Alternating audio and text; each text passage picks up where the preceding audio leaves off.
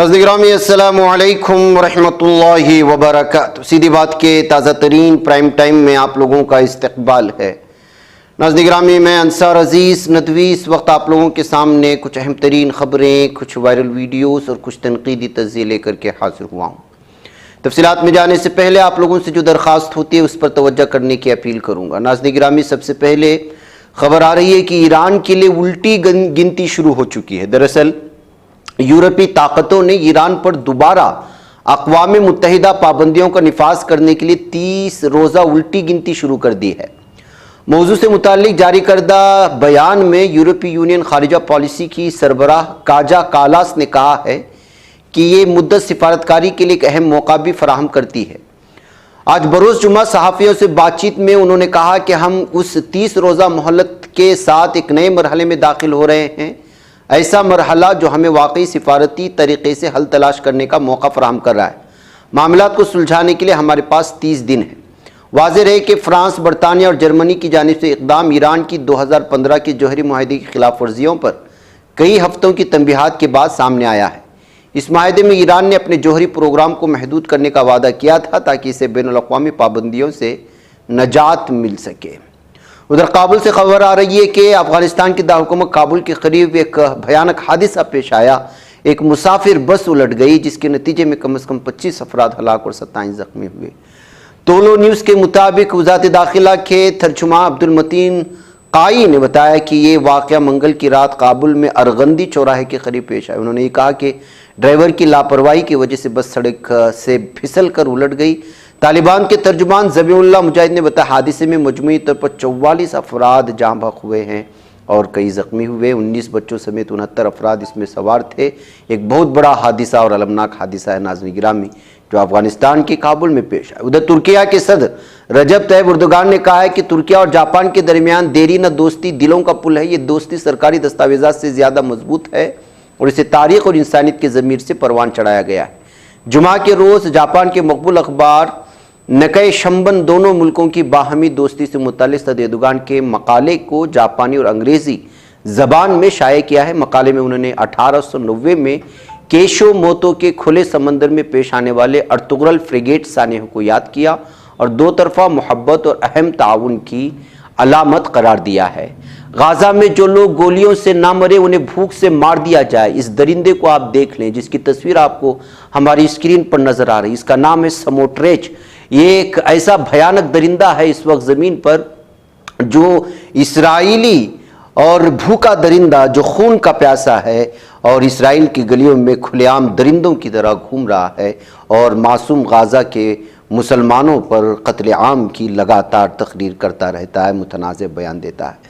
ایک press conference میں اس درندے نے، اس شیطان کے چیلے گنڈے نے کہا کہ جو لوگ گولیوں سے نہیں مریں گے وہ بھوک سے مر جائیں گے۔ اس نے مزید کہا کہ اگر غزہ کے باسیوں کو رضاکارانہ ہجرت کی اجازت دی جائے تو ان کا مسئلہ حل ہو جائے گا۔ اس نے یہ بھی کہا کہ جب تک حماس خود کو دوبارہ منظم کرنے کی صلاحیت رکھتی ہے تب تک کوئی معاہدہ قبول نہ کیا جائے۔ ڈنمارک میں یوپی وزرائے خارجہ اور دفاع کے اجلاس کے دوران ایک اہم پیش رفت سامنے آنے کی بات آ رہی۔ سویڈن اور ہالینڈ نے یورپی یونین پر زور دیا ہے کہ وہ اسرائیل کے ساتھ موجود تجارتی معاہدے کو فوری طور پر معطل کرے۔ یہ مطالبہ ایک ایسے وقت میں سامنے آیا ہے جب اسرائیل کی جانب سے مغربی کنارے اور غزہ میں جاری پالیسیوں پر عالمی سطح پر شدید تنقید کی جا رہی ہے۔ ایک رپورٹ کے مطابق دونوں ملکوں نے بدھ کے روز یورپی یونین کو ایک مشترکہ خط بھیجا جس میں خاص طور پر ان اسرائیلی وزراء پر پابندیاں لگانے کا مطالبہ کیا گیا ہے جو مغربی کنارے میں غیر قانونی بستیوں کی کھلے عام حمایت کرتے ہیں۔ خط میں کہا یہ وزراء نہ صرف بین الاقوامی قوانین کی خلاف ورزی کو ہوا دے رہے ہیں بلکہ خطے میں امن قائم کرنے کی کوششوں کو بھی نقصان پہنچا رہے ہیں۔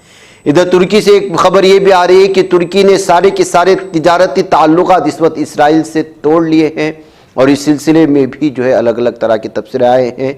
بہت دیر کر دی مہماں آتے آتے، ہزاروں لاکھوں لوگ اس دنیا سے شہید ہو کر کے غزہ پٹی کے مسلمان چلے گئے۔ اب ترکی فیصلہ لے رہا ہے کہ وہ اسرائیل سے تجارتی تعلقات توڑے گا۔ آخر اس کا کیا فائدہ ہوا؟ بہار میں جو SIR کیا گیا اس کا حقیقی چہرہ اب نکل کر کے سامنے آ رہا ہے۔ اگر میں یہ خبر آپ کے سامنے رکھوں تو NRC کا چہرہ کس طرح بدل دیا گیا، NRC کا یا CAA کا۔ آپ اندازہ لگائیں غیر ملکی ہونے کی شبہ میں 3 لاکھ ووٹروں کو الیکشن کمیشن کا نوٹس گیا ہے اور ان سے مطالبہ کیا گیا ہے کہ آپ واقعی میں ہندوستانی ہیں یہ ثابت کر کے دکھائیں۔ جس بارے میں ڈر محسوس کیا جا رہا تھا، جس قانون کو لے کر کے، جس بل کو لے کر کے لگاتار احتجاجات ہوئے، ہزاروں جانیں گئی، اس کو دوسری شکل میں لایا گیا، اور وہ ہے کہ ووٹر آئی ڈی کارڈ کے دوبارہ جانچ کے نام پر لوگوں کی شہریت کو دیکھا جائے۔ اب آپ اندازہ لگائیں، اگر جو ہے الیکشن کمیشن 3 لاکھ ووٹروں کو نوٹس بھیجتا ہے اور یہ کہتا ہے کہ آپ اپنی شہریت ثابت کریں، تو آخر یہ ثابت کیا کرنا چاہ رہے ہیں؟ بہار میں جاری اسپیشل انٹینسیو ریویژن کے بیچ الیکشن کمیشن نے تقریباً 3 لاکھ ووٹروں کو نوٹس جاری کرتے ہوئے ایک تو لاکھوں ووٹروں کا نام حذف کر دیا، باقی جن لوگوں کا نام ووٹر لسٹ میں شامل ہے ان کو مشکوک بنا رہا ہے۔ الیکشن رجسٹریشن آفیسرز نے انتخابی ریاستوں کی مختلف اضلاع، خاص طور سے سرحدی ضلعوں میں بنگلہ دیش، نیپال، میانمار، افغانستان کے مشتبہ ووٹرز کو نوٹس جاری کی۔ الیکشن کمیشن کے مطابق جانچ کے دوران ووٹروں کے دستاویزات میں تضادات پائے گئے۔ ان مشکوک ووٹروں کے نام بہار میں 21 اگست کو ڈرافٹ ووٹر لسٹ میں شائع کیے گئے تھے۔ خدشہ ظاہر کیا جا رہا ہے کہ جن ووٹروں کو نوٹس جاری کیا گیا اگر اپنی بھارتی شہریت کو ثابت کرنے والے دستاویزات جمع کرانے میں ناکام رہتے ہیں تو ان کے نام حتمی ووٹر لسٹ میں شامل نہیں کیے جائیں گے۔ یہ ووٹر لسٹ 30 ستمبر کو شائع کی جائیں گی، تب پتہ چلے گا۔ تو ناظرین گرامی، یہ ایک بھیانک اس وقت صورتحال ہے۔ مدارس کے حالات بھی اندرونی سطح پر بہت بگڑتے جا رہے ہیں۔ بعض دفعہ ہم کو محسوس ہوتا ہے لوگوں کو چوکنا کرنے کے لیے اور خود اپنا چہرہ آئینے میں دیکھنے کے لیے اس طرح کی خبریں آپ لوگوں کے سامنے رکھنی پڑتی ہیں۔ کبھی بنگلور کی کسی مدرسے میں کسی بچی کو مارنے کی ویڈیو وائرل ہو کر کے ہنگامہ ہو جاتا ہے، پولیس پہنچ جاتی ہے مدارس میں، تو وہیں پر اب ایسے ہی ایک جامعہ عائشہ للبنات قصبہ مہگاواں میں اس وقت جو ہے ایک بچی کی مشکوک حالت میں موت واقع ہونے کی خبریں آ رہی ہیں۔ جھارکھنڈ کے گوڑا ضلع کے مہاگاما تھانہ علاقے میں واقع ام المؤمنین جامعہ عائشہ للبنات مدرسے میں 13 سالہ طالبہ کی مشتبہ حالات میں موت کا معاملہ سامنے آیا۔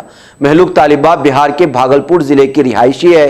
پولیس اسے پہلی نظر میں خودکشی سمجھ رہی ہے، جبکہ اہل خانہ نے مدرسے کے مولوی پر قتل کے سنگین الزامات عائد کر دیے ہیں۔ پولیس کے مطابق طالبہ کی لاش مدرسے سے برآمد ہوئی۔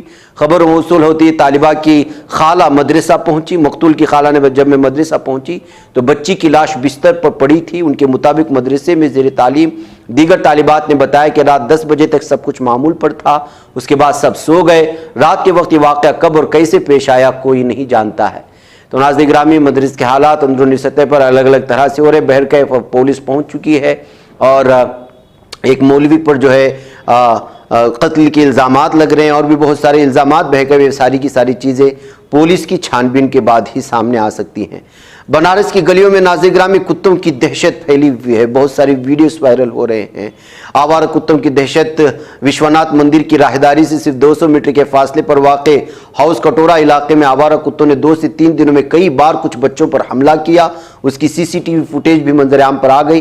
یہ واقعات مقامی ہوٹل میں نصب سی سی ٹی وی میں قید ہو گئے۔ میونسپل کارپوریشن خالی بیٹھی ہے، ادھر اب تک 3 بچوں کو کتوں نے کاٹ لیا ہے۔ تو ناظرین گرامی، رودرکیش یادو اور بھاویا یادو اور اس کے علاوہ اور بھی لوگوں پر حملے کرنے کے بعد 25 اگست سے 27 اگست کے درمیان یہ معاملات پیش آئے۔ آوارہ کتوں کی دہشت کو لے کر کے بھارت کی مختلف ریاستوں میں اس وقت یہ وحشت پھیلی ہوئی ہے۔ ایسے میں مقامی بلدیہ کی ذمہ داری بنتی ہے کہ وہ کس طرح اس پر کنٹرول کر سکے۔ ناظرین گرامی، دہلی این سی آر میں بھی جھما جھم بارش ہے۔ جمنا کا پانی گھروں اور کھیتوں میں داخل ہو چکا ہے۔ ایسا محسوس ہوتا ہے کہ پورے بھارت میں اس وقت سیلاب کا عذاب نازل ہوا ہے۔ نہ جانے کتنی ریاستیں ہیں اس وقت ڈوبی نظر آ رہی ہیں۔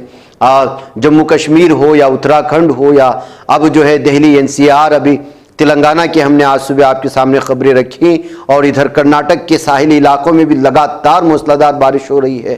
سڑکیں جام ہیں، راستے کھسک رہے ہیں اور تودے کھسک رہے ہیں، راستوں میں گڑھے پڑے ہوئے ہیں، لوگوں کا جینا دوبر ہو چکا ہے۔